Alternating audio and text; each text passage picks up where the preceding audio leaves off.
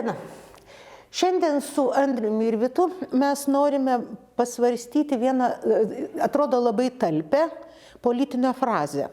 Nors jinai skamba labai paprastai, tačiau iš tikrųjų koks jos turinys kartais buvo ganėtinai neaišku. Galvoje aš turiu Tėvynės sąjungos Lietuvos krikščionių demokratų pirmininko nesenai pareikštą dalyką, kad partija eis į dešinę ir tik į dešinę. Skamba ryžtingai, bet ką iš tikrųjų tai reiškia? Ar tai reiškia grįžimą prie europietiškos krikščioniškos demokratijos, kur akcentuojamas žmogaus orumas, socialinės rinkos ekonomika ir atsakinga laisvė? Ar, sakyčiau, lyg ir priešingai, tai gali reikšti konservatyvesnę laikyseną migracijos atžvilgių, kalbos, tapatybės, valstybės sanglaudos klausimais? O gal tai yra netgi, mano supratimu, bent jau man taip atrodo, prasčiausias įmanomas variantas, poslinkis lyg dar vienos kultūrinių karų etapo, kur politika dažniau tampa ne bendro gėrio paieška, o tiesiog nuolatinių priešų įvardymų ir politechnologija tam tikra. Ir šis klausimas, man atrodo, yra labai svarbus ir dėl to, kad ta europietiška krikščioniškoji politika, jinai iš tikrųjų slenka, pasidaro gana neapibrėžta ir tikrai slenka į tam tikras, kartais netgi klerikalinės erdves. Nes jeigu mes kalbėsime apie tą mūsų politinę šeimą, mes visi čia esame konservatorių partijos nariai, tai mūsų politinė šeima vis dar kažkaip fiksuoja save centre ir bando tą centriškumą išlaikyti, tačiau pats Europos, tarkime, parlamentas, kuris tam tikrą formą atstovauja ir Europos gyventojų nuostatas, nuolaidas, jame iš tikrųjų labai smarkiai auga dalis politikų, kurie būtų jau tame, kas yra tikrai anapus centro. Tai vat, iš tikrųjų, ką kiekvienam jums abiem ką reiškia, ir aš galėsiu pasidalinti savo nuomonę, ar poslinkis į dešinę partijos pirmininko lūpose reiškia griežtesnę retoriką migracijos atžvilgių ir tam tikrą kultūrinį supriešinimą, ar tai yra posūkis link europietiškos krikdeminės politikos, daugiau kalbos apie socialinę rinkos ekonomiką ir žmogaus orumą. Ir iš tikrųjų aš norėčiau, kad mes šiandien ne tiek oponuotumėm tam dešinumui ar apskritai kažkaip su juo ginčytumėmės, kiek pabandytumėm apibrėžti turinį, kaip mes jį suprantam. Taigi, ar tai kultūriniai karai, pradėsim nuo tavęs, Andriaus, ar tai vis dėlto labai logiškas posūkis, kuris yra gana akivaizdus ir europinėme lauke, link tam tikro, tokio griežtesnio požiūrio į daugelį dalykų.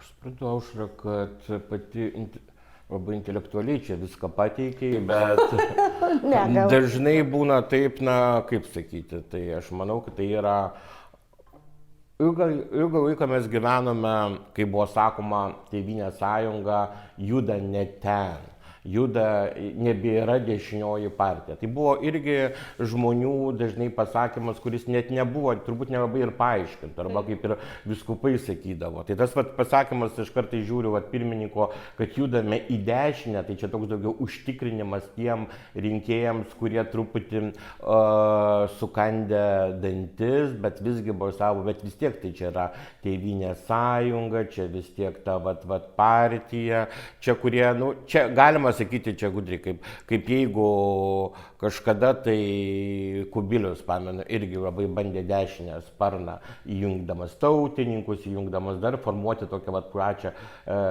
dešinę partiją. Tai čia, man atrodo, toks daugiau pasakymas viena vertus apie tą tapatybę, kad mes turime grįžti, sakau, man tas grįžimas yra keistas dalykas prie to, kaip Lietuvoje viskas buvo labai aišku, tarkim, buvo dešinė, tai yra iš sąjūdžio išėjusi jėga buvo kairė, jį oponuojanti jėga, ir dešinė tai skaitėsi tie, kurie gerai sutarė su bažnyčia, kurie ten maždaug ten yra kalba apie tautiškumą, kalba apie tai, kad mes nejaučia nostalgijos sovietmečiui. Buvo toks konstruktas, žmogus, kuris tiesą pasakius tiek pasikeitė, kad tas vat, jau dabartinis Šauryno pasakymas, jis neturi absoliučiai jokios prasmės, nes viskas pasikeitė. Ta prasme, europietiškumas, dešinė staiga tapo radikali dešinė, antieuropietiška, kalbant apie santykius su bažnyčia, bažnyčios institucinės santykius su bažnyčios socialiniu mokymu yra labai keistas, nes, sakysime, jeigu žiūrint į šį popiežių, tai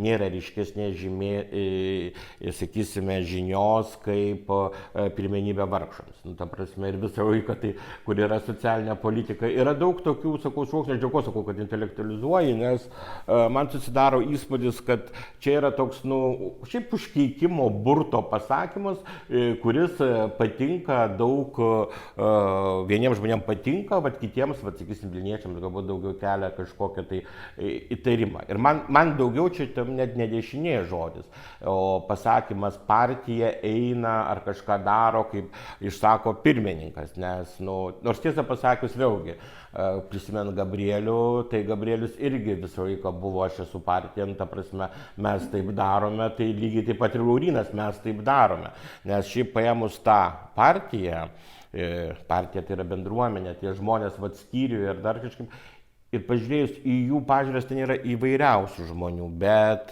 jie dažniausiai tikrai niekur neina į jokią dešinę.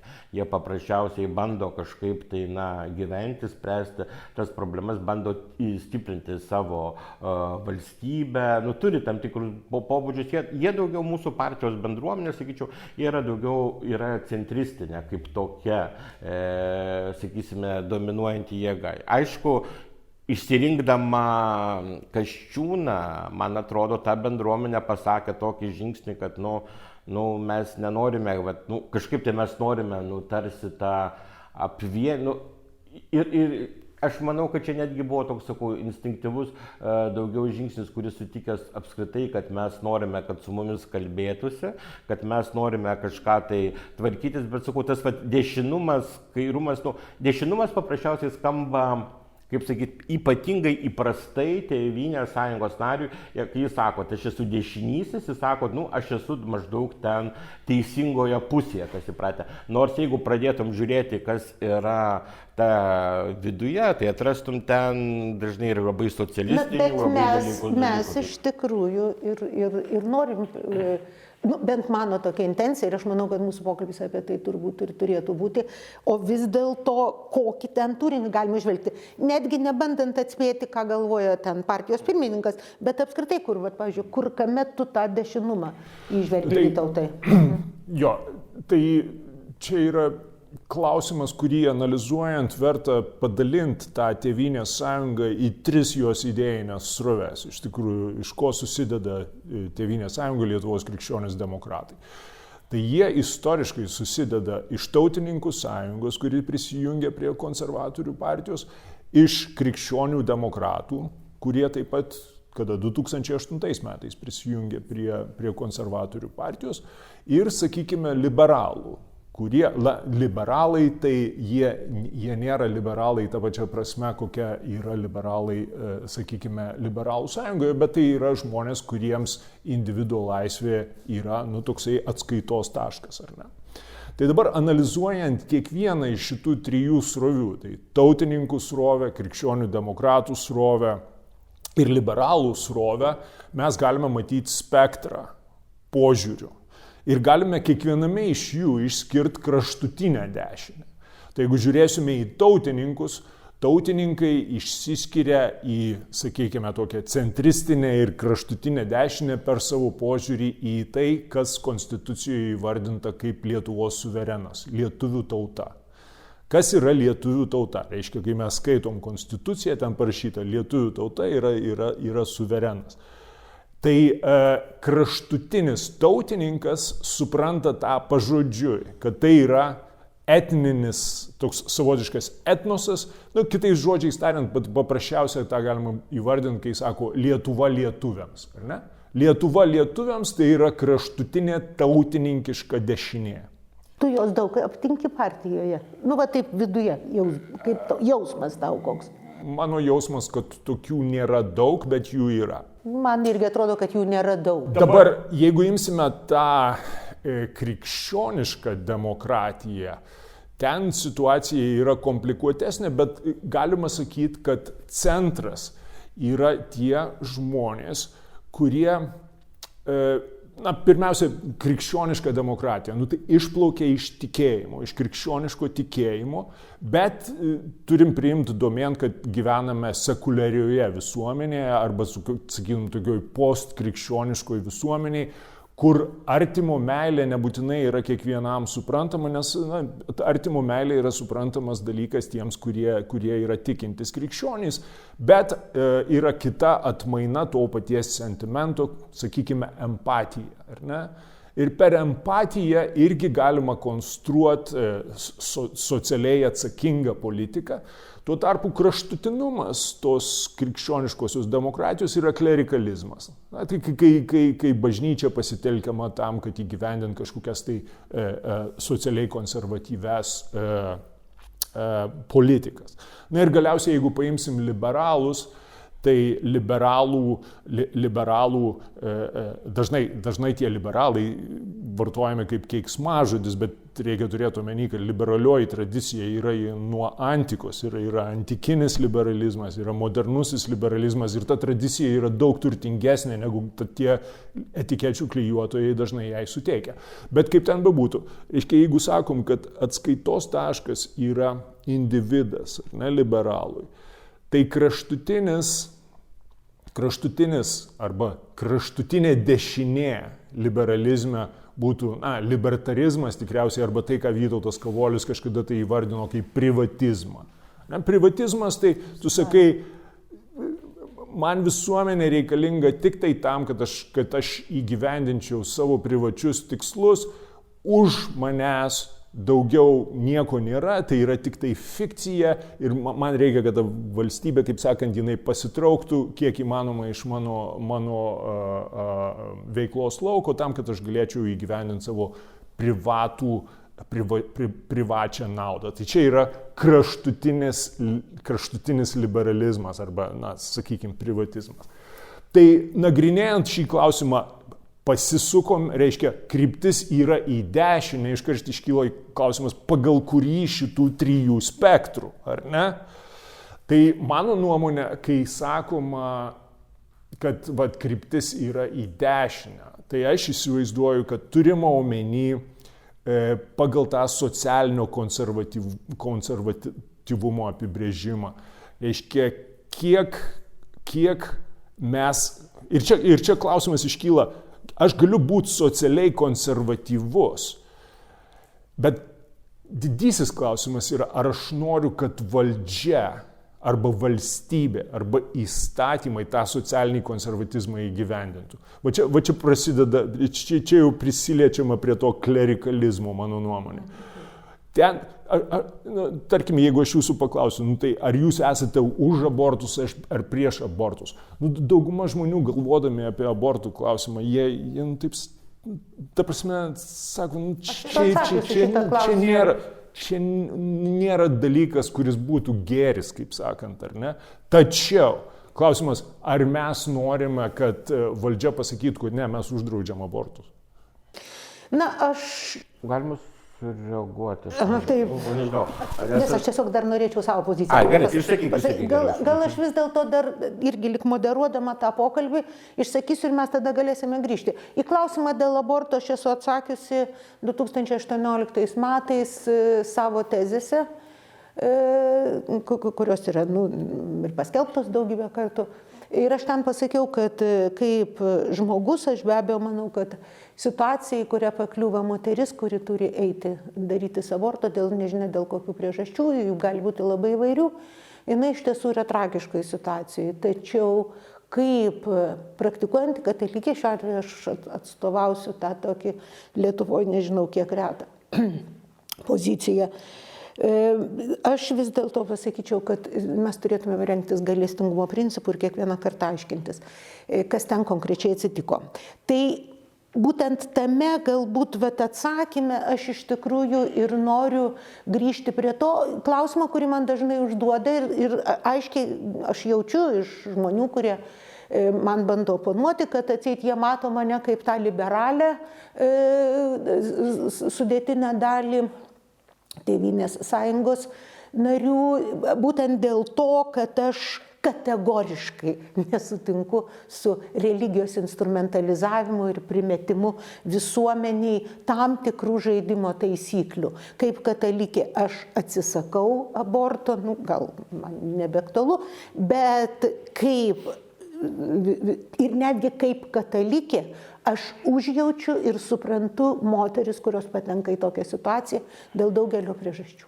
Tai šia prasme, aš tik tai įsiterpsiu, šia prasme jūs esate socialiai konservatyvi, bet centristė, dėl to, kad jūs nesakote, kad valdžia turi tačiam mandatorišką. Kodėl aš esu šitoje partijoje? Būtent todėl, kad dar nuo studijų laikų, kas buvo vos ne prieš 100 metų, aš labai žaviuosi viena ideologija, filosofinė nuostata ir ekonominė nuostata vadinamoji ordoliberalizmu.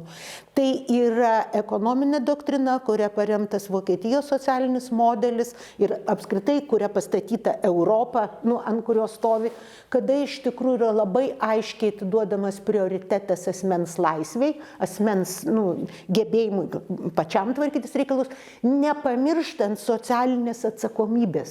Tai yra tas libertarizmas ar privatizmas, kaip ten tu minėjai, pasak Kavolio, tai jisai yra mano supratimu totaliai opposite, totaliai priešingas krikščioniškai mąstysenai.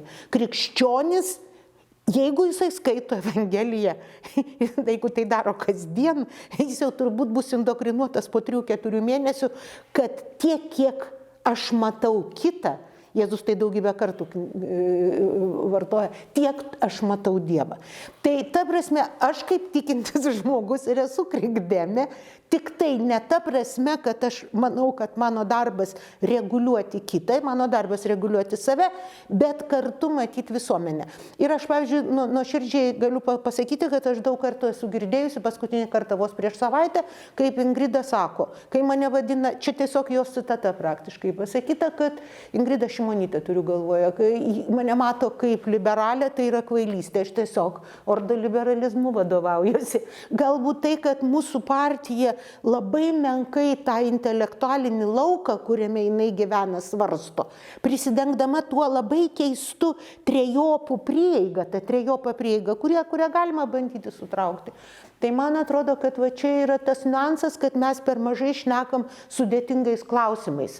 Ir pavadinam juos, kaip partijos pirmininkas pasakė, intelektualinės išminties nereikia demonstruoti. Šiaip tai mes jau nebedemonstruojam intelektualinės išminties savo švietimo sistemoje ir balus kabinam. Tai gal grįžkime prie intelektualinės išminties.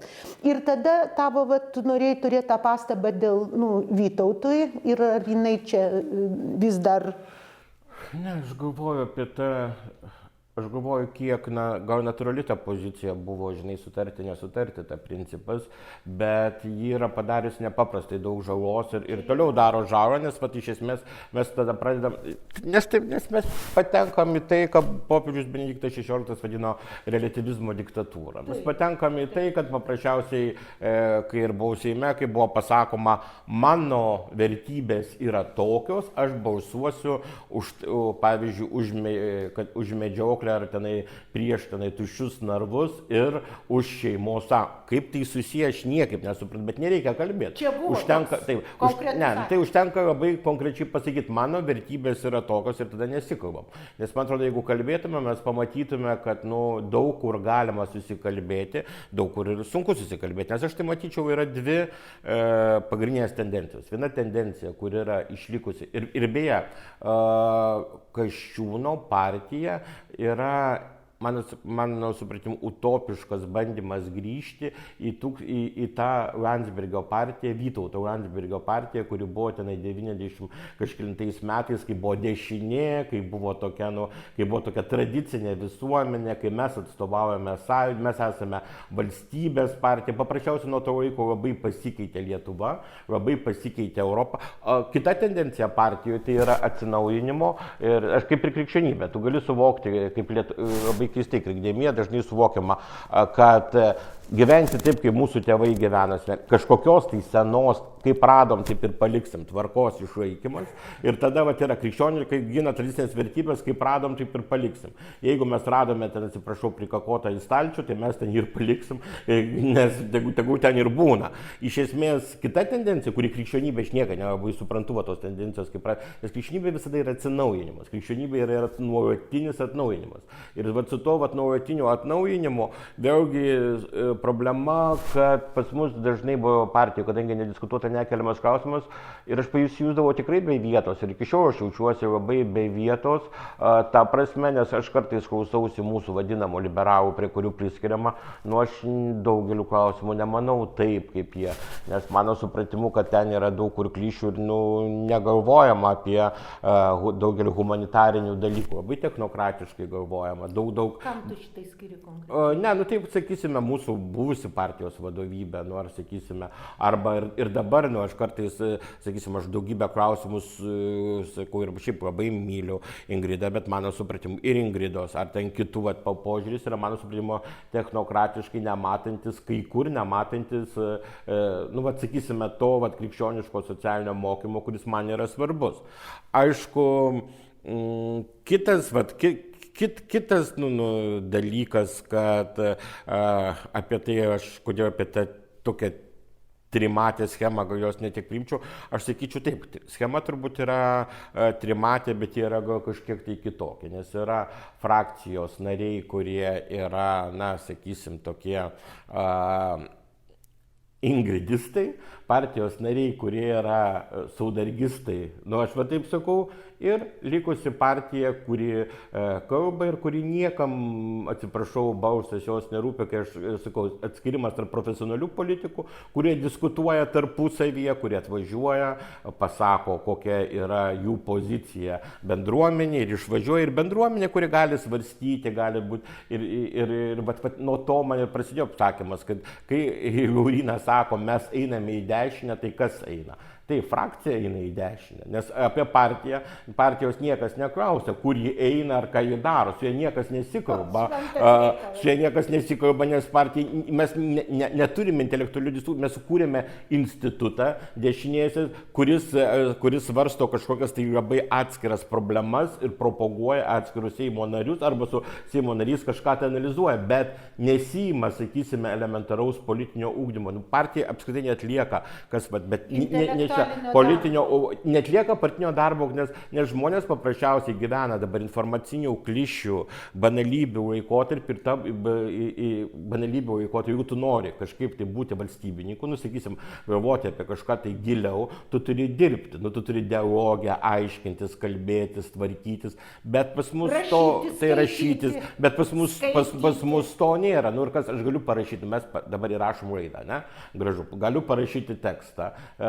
Tekstas, sudomins kažkokią tai partijos dalį, kiek jis sudomins frakciją arba kiek frakcija jaus pareigą atsakyti arba jaus pareigą diskutuoti. Nors kartą jauti? Ne, tai aš sakau niekad, nes nesigyvena absoliučiai atskirame burbule. Ir aš nesakau, kad čia yra dabartinė problema. Čia yra problema jau labai sena. Tai aš dabar pratęsiu, jeigu galima šitą. Čia iš tikrųjų atsiranda tokia strateginė, netgi sakyčiau, dilema Tėvynės sąjungai. Nes dabar reakcija, kuri buvo į tas kilusias diskusijas, ar čia mes į dešinę ir apskritai apie ką mes čia esam kaip Tėvynės sąjunga, ar ne, kur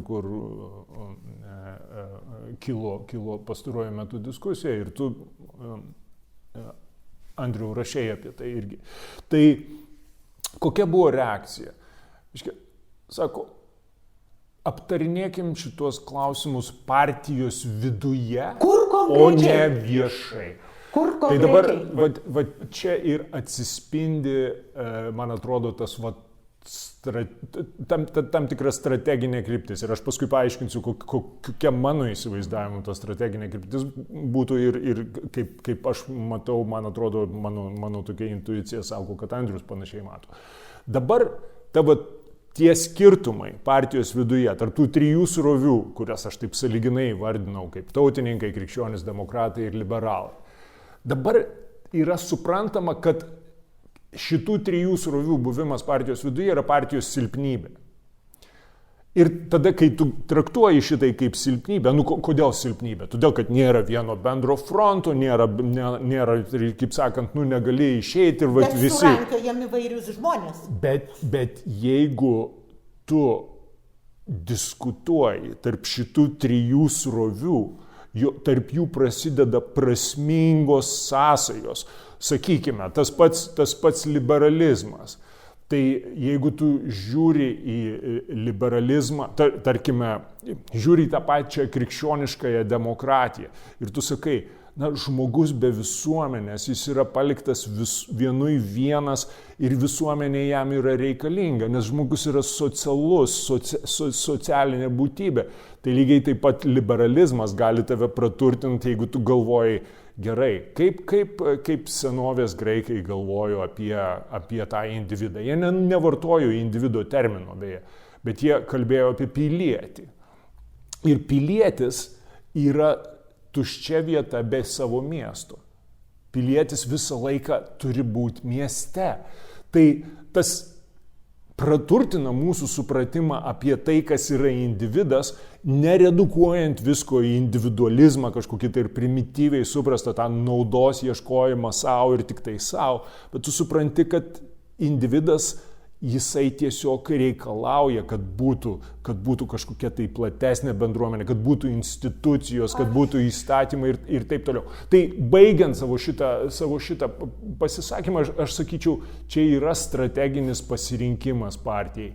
Ar mes laikome, kad šitų trijų srovių buvimas partijų yra partijos silpnybė ir tada slepiam visą tai, reiškia, tada jau tik tai patyliukais galima apie tai šnekėti, ar mes vis tik tai sakome, žiūrėkit, čia yra mūsų stiprybė, tos trys srovės apima iš esmės visą Lietuvos dešinę.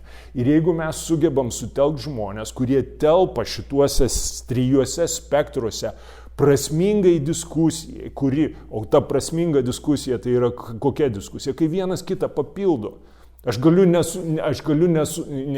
iki galo nesutikti su jumis, bet aš galiu suprast, kaip jūs papildot mane ir man atrodo, jūs taip pat galite pasakyti, kad aš galiu kažkuo jūs papildyti. Absoliučiai. Ir aš tada vis dėlto grįšiu prie vieno dalyko. Prieš mėnesį buvo 3 metai, kaip aš tapau partijos nare. Ir vienas dalykas mane šokiravo, iš tikrųjų šokiravo per tuos 3 metus. Kaip mane tiesiog sovietinė dvasia bando indoktrinuoti žmonės, kurie sėdi Seime, ateina į susitikimus, tu ateini į susitikimą lyg tai skyriuje, taip? Susitikti ir tave ten indoktrinuoja vienas ar kitas Seimo narys, tu negali su juo diskutuoti, net jis ateina pranešti tiesos. Žinot, man tai primena mano mokyklos laikus, kai pas mus karo veteranai ateidavo ir pasakodavo, kaip jie nugalėjo fašizmą. Ir aš keletą kartų bandžiau replikuoti, klausti, žiūrėkit, man atrodo, kad galbūt ne taip viskas paprasta, tai mane tildė publika. Ir mano Šeškinės skyrius, kuris, sako, yra vienas geriausių Lietuvoje, tai yra Vilniaus Šeškinės skyrius, aš ten kartais jaučiuosi kaip parapijos namuose. Nes mes visada švenčiame Kalėdas ir tada mokomės advento vainikus šitą pinti ir Velykas, tada dažom kiaušinius. Atsiprašau, tai ne partijos darbas. Tai tiesiog religinės bendruomenės arba tautinės, tarkim, tautinio paveldo įsisavinimas. Bet koks mano bandymas, aš nežinau, kaip jūs tai jaučiate, aš taip jaučiu, bet koks mano bandymas grįžti prie diskusijos sukelia kitų partijos narių labai nervingą reakciją.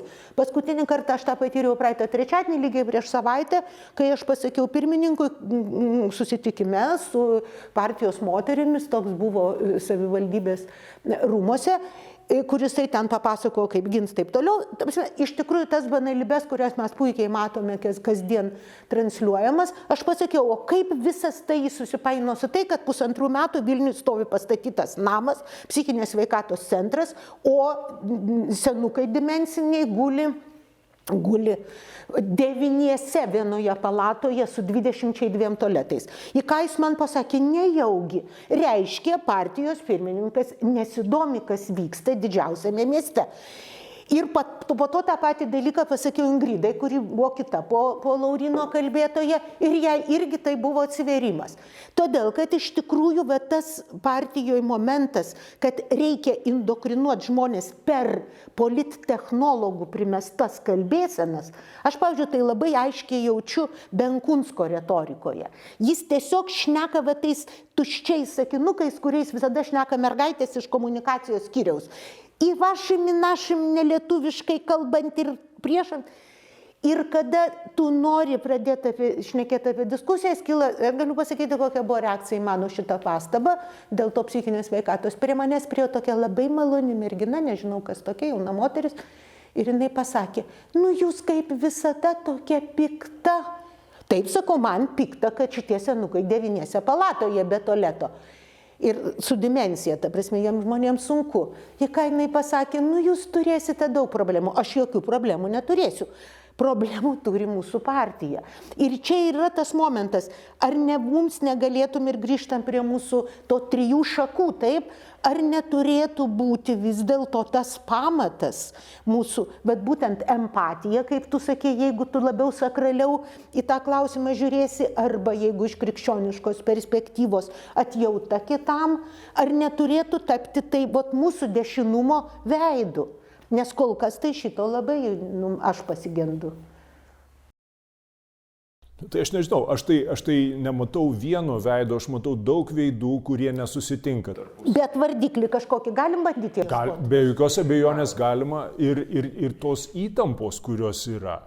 Mesgi nebūtinai turim visi dėl visko sutarti. Absoliučiai ne. Įtampos, kurios atsiranda, jos yra papildančios kūrybinės įtampos, kurios galėtų įtraukti didesnį žmonių ratą į politinę diskusiją, bet kai tu uždarai viską ir sakai, nes pirmiausia tarpusavį mažame ratelėje susitarkime čionais, o jau tada jau ten išeisime į viešumą, taip sakant, su vieninga. Ir aš, pavyzdžiui, kaip partijos narė nelabai suprantu, kas tam rateliui priklauso ir kur jie tarėsi.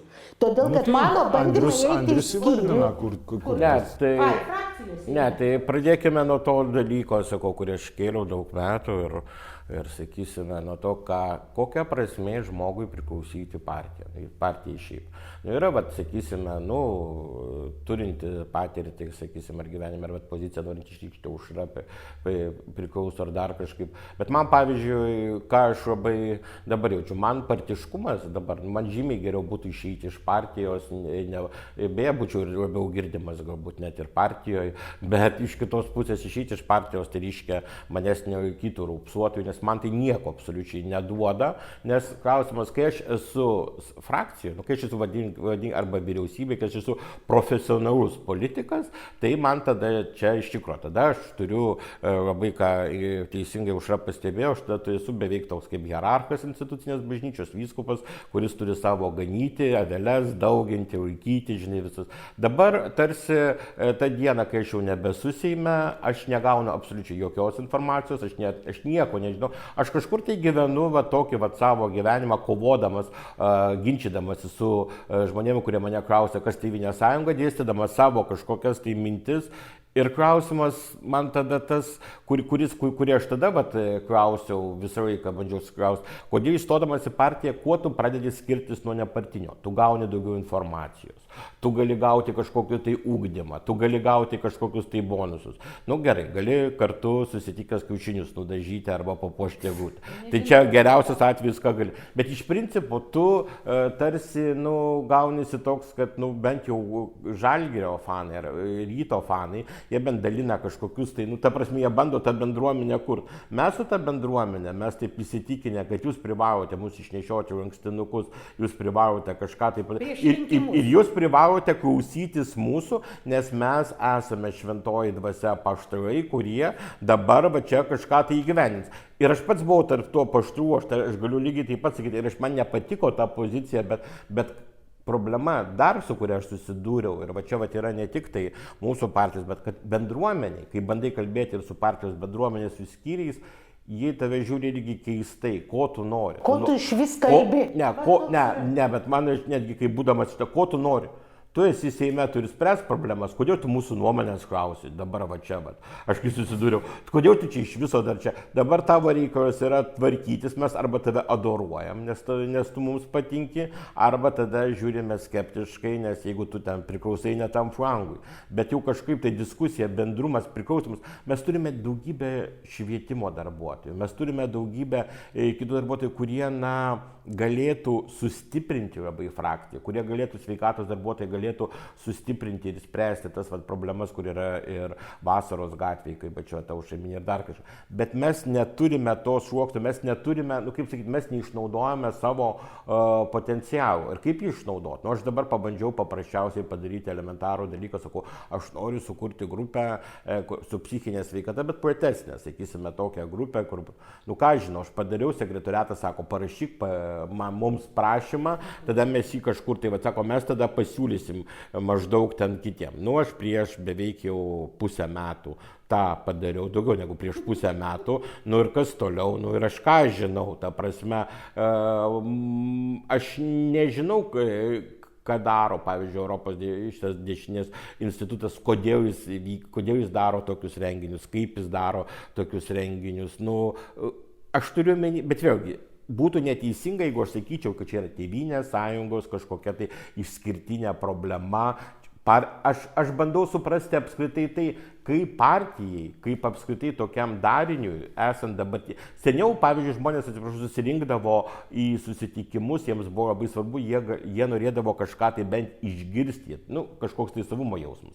Atsiradus socialiniams tinklams ir panašiai, tas tarsi poreikis irgi kažkiek tai dingsta. Yra dar kažkoks tai savo komandos poreikis. Ir tada aš visiškai natūraliai suprantu, nepateisinu, bet suprantu, kodėl atvažiavę mūsų partijos nariai labiausiai kalba apie kitų blogį, apie pavojų. Todėl, kad jeigu tu matai pavojų, tada tu jautiesi istorijoje. Mes esame tie, kurie bando sulaikyti populistus. Mes esame tie, kurie neleidžiam komunistams įsitvirtinti. Mes esam kažkiek tai reikšmingi, mes kovojame, mes palaikome tuos kovotojus. Ir tada tik tai, kuo priešas didesnis, tuo mes tarsi esame reikšmingesni. Jeigu būtų perinama į kūrybą, elementariai mūsų niekam vėlgi staiga nereikia ir sako, jūs nieko nebesugebat, jūs nieko negalite daryti. Aš sakau, Tai čia, taip sakant, irgi tas klausimas,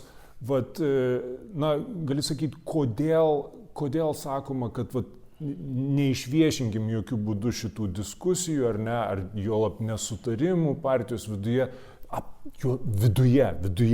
viduje jokių būdų, kad ne viešai.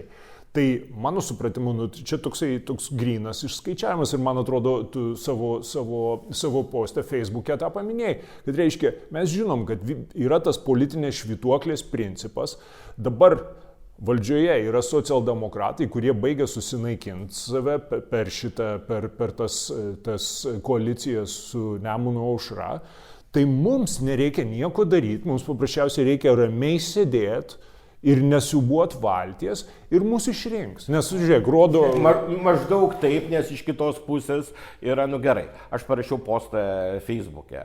Staiga Lietuvos ryte matau antraštę, dar vienas buvęs kažkodėl tai konservatorius,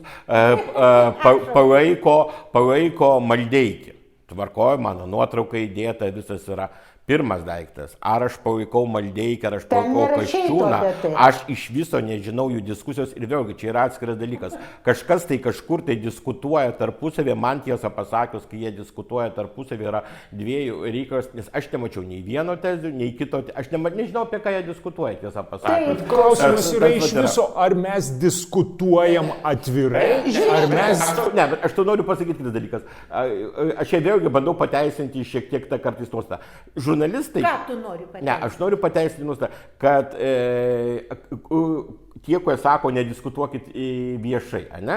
Šita nuostata yra. Todėl, kad žurnalistai, aš turiu omeny, arba mūsų, jie išplėšia bet kokią frazę, bet kažkas ir pasidaro intrigą irgi kažką. Bet aš manau, kad tai nėra, kad čia tikrai nėra didžiausias pavojus ir šito galima, tegu iškreipia, jeigu mes normaliai diskutuosime, viskas bus, nereikia ištebėti, nes šitas pateikia Tu mokymą. nori pasakyti, kad nereikia skelbti nuomonės, nes jinai gali būti žurnalistų iškreipta? Aš jokių būdų to nenoriu pasakyti. Tiesą sakant. Aš tau noriu pasakyti, kad tie, kurie galbūt sako taip, kaip dabar tu sakei, gali... Čia tu taip sakai. Ne, nu kaip, bet aš pateikiu... Ne, aš pateikiu... Ir mane tas šokiruoja. Ne, aš pateikiu argumentą, kad paprasčiausiai... Vėlgi, aš galiu suprasti, kodėl kartais sako, kad negalima viešai. Aš nepritariu tam, aš noriu pasakyti, aš visiškai tam nepritariu. Žiūrėkite. Dabar tai nuskambės komiškai, bet aš nesu mačiusi savo sūnaus galutinių tezių. Taip, aš jo prašau jau 5 dieną, bet jis sakė, kad labai užimtas, neturi laiko man atsiųsti jų. Čia tiesiog faktas, aš vis vien išlupsiu. Bet grįšiu į ką? Tos tezės jau paviešintos, jos, man atrodo, viešai yra. Kur? Aš girdėjau, kad Lietuvos rytas jas Tai žiūrėkite, jos yra paskelbtos žurnalistų, nes kažkas perdavė žurnalistams. Ir kai aš aiškinausi jau šeimos rėmose, sūnus sakė, aš neperdavinėjau, todėl kad mane kaltins. Tegul aiškinasi, kas perdavė. Tai suprantate, ir aš staiga matau pas Pancerovą pokalbius apie tezes ir jas komentuoja Valatka ir labai įdomiai komentuoja, galėsim įdėti po mūsų tą įrašą. Aš nesu visko sutinku, kaip mato Valatka ir mes galime būtų šnekėti, bet kas platina ir kodėl platina. Ir kada bendruomenė gauna tik tai ne iš pačios bendruomenės tą tekstą, tai yra, man visą laiką siunčia kiekvieną dieną, jau dabar po 2 kartus per dieną siunčia raginimą eiti ir pasirašyti po Benkunsko peticiją, pagal kurią yra verčiama spręsti mūsų mokesčių mokėtojų pinigais klausimą, kuris yra verslo klausimas, kad mūsų migrantai, kurie čia reikalingi dėl darbo, turi išmokti A2 lygių kalbą. Pasakykime tiesiai, tai reiškia, kad biudžetas turi mokėti už verslo interesą. Bet čia kitas klausimas. Klausimas yra... Man visą laiką šitą siunčia, bet man niekas neatsiunčia net apžvalgos, kas vyksta. Aš, pavyzdžiui, beveik metai bandau kiekvieną kartą, kai tik išgaliu, kiek man nervai laiko, po kiekvienų postų, kurį rašo Tėvynės sąjunga, Lietuvos krikščioniai demokratai, ne žmogus, o kažkokia mistinė institucija, kad pirmininkas jau buvo vėl naujam rajone. Ir aš visą klausiu. Labai gerai, kad jis buvo. Aš norėčiau sužinoti, ką jis kalbėjo, kokie buvo susirinkusių klausimai, kokie dalykai domino žmonės.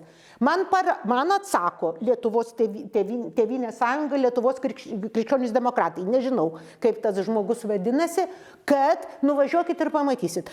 Pirmininkas važinėja metai. Aš važinėjau nuo 2000-ųjų ir tų išvažiavimų buvo gerokai virš 500 per visą Lietuvą. Turiu moralinę teisę paklausti. Visada nuvažiavus po to pasakodavau žmonėm, kad žmonės domino toks dalykas, aš atsakiau taip, ar aš ten sutinku ar nesutinku.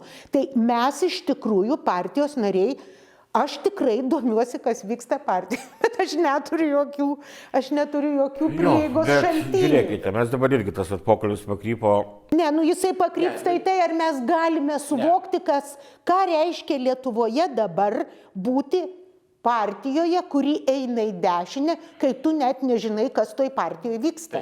Tu net negali pasakyti, į kurią pusę eina. Ne, viskas sutinku, bet paimkime dabar situaciją kada baigėsi rinkimai, prieš 1,5 metų, ar kiek tenai jau jie. Prieš 1,5 metų, sakysim, panašias tezes vadėstymus ir apie partijos problemas kalbėdamas. Kalbėjausi ir su mūsų skyriais, su mūsų bendruomenė, atėjau į rinkimuose Už mane pasisakė mažiau negu 2000, turiu omeny, žmonių. Tai reiškia, aš jų nesugebėjau. Reiškia, tie patys tie žmonės, kurie pasisakinėjo ten 20 kartų daugiau už Ažubalį, nu jiems reiškia buvo labiau priimtinas Ažubalis negu aš. Ir aš dabar negaliu atsakyti, kodėl kažką, aš tik tai galiu klausti tų pačių, žmonių, ir bendruomenės žmonių, ar mes bandome kažką, ar norime kažką, tai ne revoliucija kažkodėl, bet ar norime kažką keisti, ar norime strategiškai kažką keisti, ar norime komunikuoti, ar norime diskutuoti kažką keisti. Nes dabar gaunasi, tai gaunasi taip, kad aš dabar sakau, kad aš apie tos pačius dalykus kalbėjau ir kaip ir būdamas Seimo nariu, ir nebūdamas, bet gerai, jeigu bendruomenė manęs negirdi, tai nereiškia, kad aš turiu nustoti kalbėti, bet tik tai reiškia, kad, kažkaip tai aš turiu, bet aš tik turiu susitaikyti, kad kai Kasčiūnas sako, kad mes esame tokie, aš galiu kritikuoti, aš galiu sakyti, bet aš turiu. Bet jeigu užtenka, jeigu žmonėms užtenka ir jeigu žmonės nekelia klausimą, tai man... Ar mes turime partijoje raudonas linijas? Yra kažkas, ko negalima partijoje daryti? Į tą klausimą man Laurynas atsakė. Irgi yra nuoroda, galiu įdėti nuorodą. Jis man atsakė, neturime.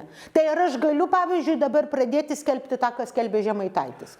Tai kam reikia daryti absurdą? Ar partijos pirmininkas sprendžia, kokios yra raudonos? Ar partijos pirmininkas... Aš manau, kad partijos vadovybė ir tame tarpe ir pirmininkas vis dėlto turėtų bendrą logiką laikyti. Pavyzdžiui, iš karto kyla toks klausimas. Mes liktai, sutinkame, bent jau aš tai tikrai taip matau ir atrodo man ir Vytautas tai sako, kad iš tikrųjų tų erdvių, kur galima diskutuoti apie bendrąjį gėrį ir politiką. Ne apie tai, kokie prasti socialdemokratai ir kaip nuostabiai dirba atskiri Seimo nariai frakcijoje, nes jie važiuoja ir papasako, kokie jie nuostabus. Su jais negalima diskutuoti, jie tiesiog nuostabus, nes jau Seime jau yra. Tai suprantate, tai ar yra tokios erdvės? Aš jų nematau. Ir tada man kyla klausimas. Kodėl mes taip baisimės Putino Rusiją, kur atseit visi turi klausyti viešos ir statoma valdžios piramidė? Aš taip kartais jaučiuosi šitoje partijoje. Aš diskusijų pasigendu. Gal aš esu kvaila, bet aš jų pasigendu. Aš netgi sutinku su tavim, kad aš nežinau, apie ką ten iš tikrųjų iki galo diskutavo Maldeikis su Kasčiūnu, todėl kad jų diskusija buvo skelbta Delfyje prenumeratoriams, taip, ir ne visi galėjo jas paskaityti. Gerai, bet dabar daug žodžių, iš tų žodžių, dabar ką tu sakėjai, galima paprasčiausiai, jeigu aš būčiau žurnalistas, aš iškirpčiau ir pasakyčiau. Aušra Maldeikienė sako, kad Tėvynės sąjunga nesiskiria nuo Putino situacijos. Taip, aš manau, kad tai yra absoliutus absurdas. Žiūrėkite, tai nėra absurdas. Ta prasme, kad visada kiekviena autokratija prasideda nuo to, kad nustojama visuomeniai diskutuoti. Ir ne aš tai pasakiau, o keletas žmonių viešai mūsų partijos. Aš bijau dalyvauti diskusijose, nes pasekmės neaiškios. Taip dėja yra, net jeigu tau, Andriau, nepatinka. Aš daug žmonių girdėjau ir tai yra. Aš nesakiau, kad tai yra tapatu, aš sakiau kelias ir kuo tai skiriasi, aš klausiu.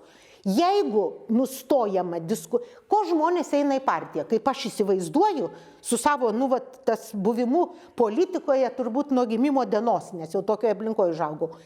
Tai yra diskusija apie tai, kaip tu matai pasaulį, kaip tu gali jam padėti, kaip tu ieškai bendrojo gėrio.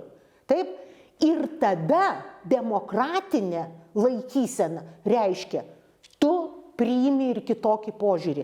Tu ieškai, to vardiklio, taip? Ar mes šitą darom, ne mūsų vardiklis, ką mes išsirinkome? Tai, aš tai norėčiau sugrįžti prie to strateginio pasirinkimo, nes dabar yra koksai pasirinkimas. Anksčiau pasirinkimas buvo toks, kad mes pavažiuosime labiau į centrą, tada prarasime tuos dešiniuosius rinkėjus, dabar pavažiuosime labiau į dešinę, bet prarasim centristus, ar ne? Tai abiejais atvejais yra blogas žaidimas, nes tu nenori prarasti savo partijos rėmėjų. Bet kai gyvenimo faktai yra tokie, kad partija yra gerokai ir pats gyvenimas yra gerokai pasikeitęs nuo 90-ųjų metų, kai buvo ta viena kažkokia tai pusiau tokia monolitinė dešinioji partija. Dabar ji turi labai aiškias 3 sroves.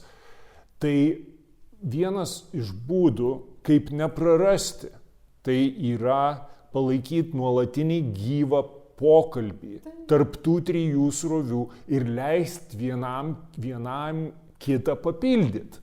Ir kai vienas kitą papildo, nei vienas žmogus nemato tiesos, taip sakant, mes visi esame riboti. Kai mes kalbamės vieni su kitais, mes pamatom aspektus, kurių nepamatom patys savaime, žiūrėdami į lubas, patys vieni. Tai čia yra tas pamatinis antikinis liberalizmas, kad, kodėl politikoje reikalinga diskusija. Tam, kad jeigu tu matai per vieną prizmę viską ir sakai, čia yra tiesa, tai yra labai ribotas požiūris. Jo, bet Vytautai, aš dabar pažiūrėkim iš kitos pusės, tokios, tai kai tu kalbėjai apie švytuoklę arba panašiai, ką galvoja, kaip aš įsivaizduoju, mūsų partijos vadovybė plačiaja prasme. Jie ruošiasi ateiti į valdžią po 2 metų. Ir iš esmės jie dabar, mes kalbam apie tas visas situacijas, kitas problemas, jie žino, aš vėlgi sakau, aš kalbu tik tai iš jų pozicijos nepritardamas. Jie žino, kad svarbiausia, kad reikia su skyriais elgtis, skyriuose gerai papamokslauti, skyrius gerai indoktrinuoti. Čia normaliai, kad skyrius juos palaikyti. Jiems, ta prasme, problema yra ta, kad politikai, kurie yra mūsų frakcijos, jiems nereikia intelektualinės paramos, nes jie galvoja, kad jie visko užtenka, jiems nereikia Vytauto, Aušros ar Andriaus samprotavimų, nes jiems reikia, kad Vytautas, Aušra ir Andrius galvotų taip, kaip jie galvoja, juos palaikytų ir įtikintų kuo daugiau žmonių juos palaikyti, nes neįdomu, ką mes instrumentiškai jiems dabar, aš noriu pasakyti, kad instrumentiškai jie pokyčių nenori ir dėl to ir sako, jiems situacija yra gera, palankiai, jie pasieks kaip nori. Tai jeigu tikslas yra pasiekti valdžią? Ne, tai problema, bet sakau, man tikrai nėra tikslas, aš nežinau, ar dalyvausiu dar kada nors gyvenime rinkimuose, nedalyvausiu. Man tikslas yra, aš noriu gyventi, sakysime, man noras yra, ir aš sakau ir mūsų tų pokalbių, kad aš pradėjau sakyti, kad mes intelektualiai kalbame, bet man noras, kad mes kažkaip intelektualizuotume, racionalizuotume tą situaciją. Bet kodėl aš dabar taip pradėjau užimti tokią velnio advokato poziciją, aš dabar galvoju, kaip daryti, kad mūsų kas nors ar išgirstų, ar tai kiltų klausimus. Ir mano pirmiausia klausimas ne mūsų vadovybė, bet klausimas mūsų partijos nariams, kurie norėtų diskutuoti. Jie gali kviestis diskutuoti, sakysime, kažką tai nebūtinai Seimo narius. Bet aš labai elementariai pajutau Kėdainių skyrių. Dabar aš vėl grįšiu senamiestį, bet Kėdainių skyrių per tuos 2 metus, kaip čia ir dirbau, ir dar aš kalbėjau čia. Esminis dalykas sako, kad žmonės susirinktų, reikia, kad kažkas tai atvažiuotų, tokio, turėtų arba Kasčiūnas, arba kažką tai rimtas pozicija. Niekada nėra klausimas, kad gali atvažiuoti ne Seimo narys, sakysime, kad ir filosofas, ekonomistas ar kažkas tai pasikalbėti. Ne, čia nėra to, skyriui tai irgi yra, kaip sakyti, neįdomi pozicija, kai tu neturi kažkokios tai yra tos. Ir man tas yra, ir man ir liūdna, ir iš kitos pusės, tai aš priimu. Kodėl jie taip daro? Kodėl jie, kuo jie tai savo tą nuostatą remia?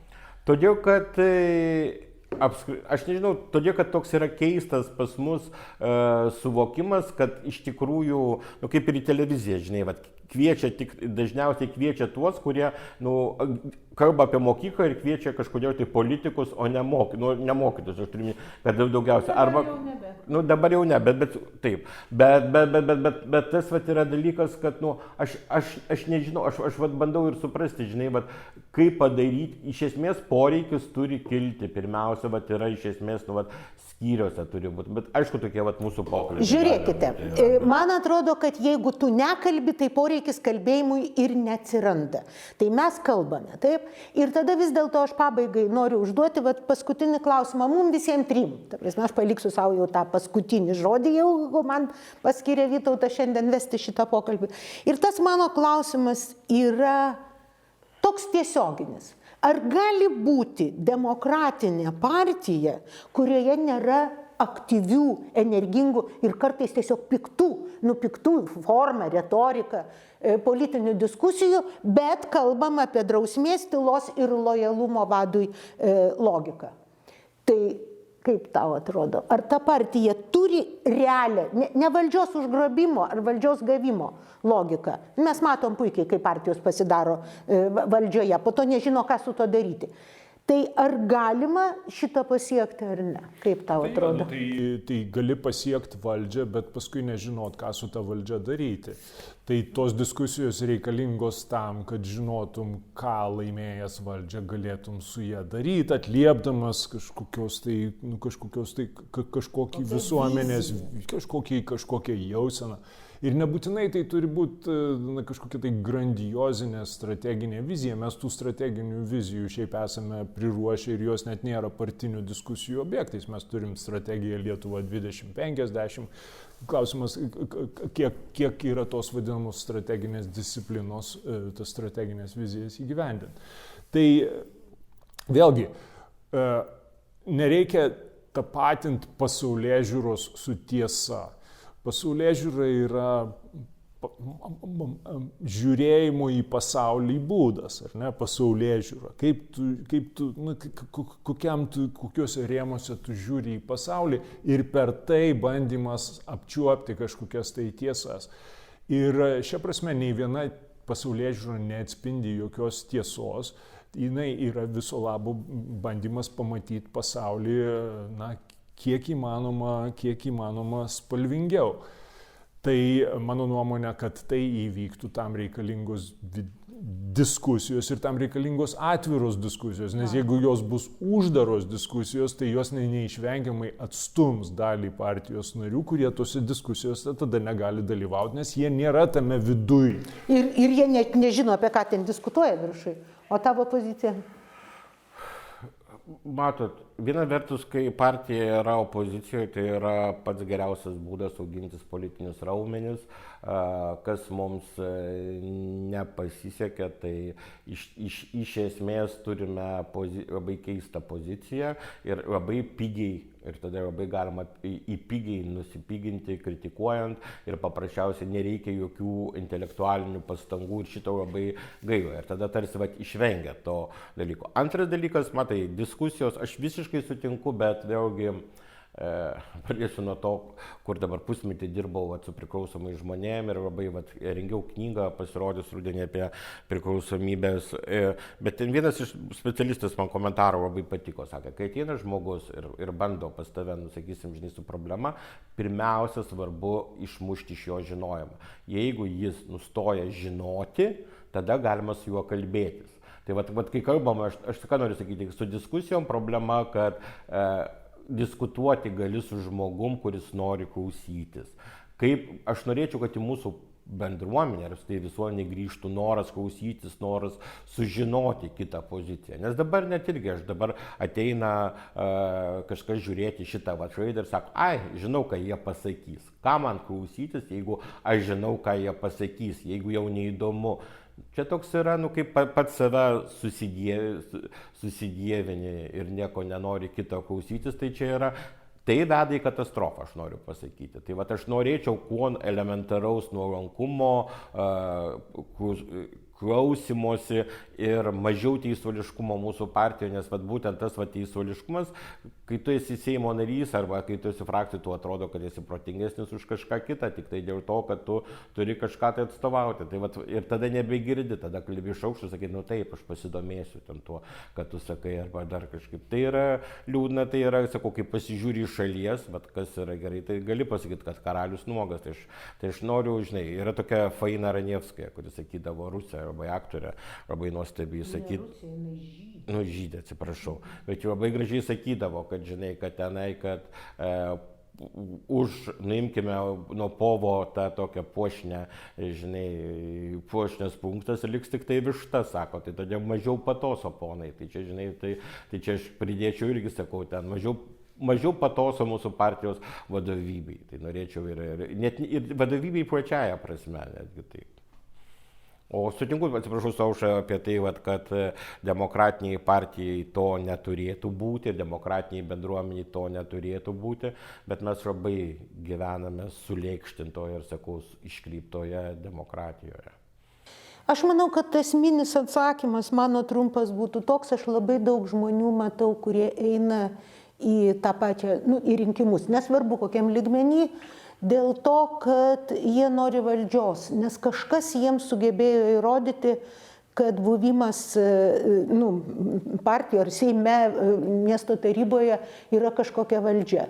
Tai yra tiesiog nuolankus tarnavimas bendruomeniai. Ir kiek aš randu kame nors to nuolankaus bendravimo, tiek aš ir įsivaizduoju, kad tas žmogus yra politikas. Aš žinau keletą pavardžių ir Seime, kurias aš, iš tų, kur aš nagrinėjau, visų ten nesidomiu, kur aš tai matyčiau. Aš netgi galiu pasakyti, kad taip, man atrodo, kad Laurynas pats savaime yra tas, kuris stengiasi vienaip ar kitaip realizuoti tai, kaip jis mato tą savo politinę partiją, tą visą logiką, bet kad atviro kalbėjimo partijoje stinga, tai yra faktas. Vien tai, kad mes tokius klausimus keliam ir vien tai, kad partinės diskusijos yra advento vainikų pilimas ir kiaušinių dažymas. Aš tarp kitko paskutinį kartą ten buvau prieš 2 turbūt metų, sakiau, nelabai suprantu, ką man čia tos advento vainikus reikia pinti, aš parapijoje šitą savo padarysiu ir norėjau šnekėti apie politiką, bet visi gėrė arbatėlę ir pinė vainikus. Tai jeigu tai būtų, pavyzdžiui, mes susitinkam kas mėnesį ir tą vieną kartą pinam vainikus, viskas perfektų, bet jeigu mes susitinkam 2 kartus per metus ir tenai tuos pinam arba dažom, tai tada atsiprašau, bet čia ne politinė partija. Tai aš linkiu mums visiems tiesiog mąstymo.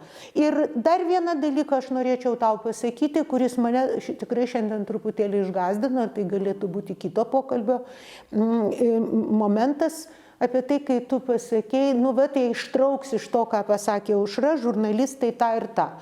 Aš atsiprašau, neatsakinga dėl to, kad Lietuvos žurnalistų didžioji dauguma yra idiotai. Aš tą esu sakiusi pastaruosius 15 metų, griežtai su įrodymais ir dabar kaupiu medžiagas. Žiūrėkite, kai jie kovoja, jie visada kovoja dėl savęs ir savo privilegijų, dėl galimybės mokėti mažesnius mokesčius ir fiksuoti save per individualią veiklą, net kai gauna atlyginimą iš valstybės biudžeto ir taip toliau. Tik jie niekada neiškelia klausimo ir niekada nepasako, aš labai įdėmiai stebiu keletą ten tų vėliavų dabartinių maištų. Jie niekada nepaklausia, kam man reikia to laisvo žodžio, kur aš taip noriu. Ar kad padėti bendruomeniai rasti pamatą, sutarimą, ar kad aš turėčiau daugiau galios priiminėti sprendimus. Tai čia, man atrodo, yra kitas labai įdomus galimas pokalbis. Tik aišku, reikia ir pagalvoti dar rimčiau. Taip kad ačiū šiandien.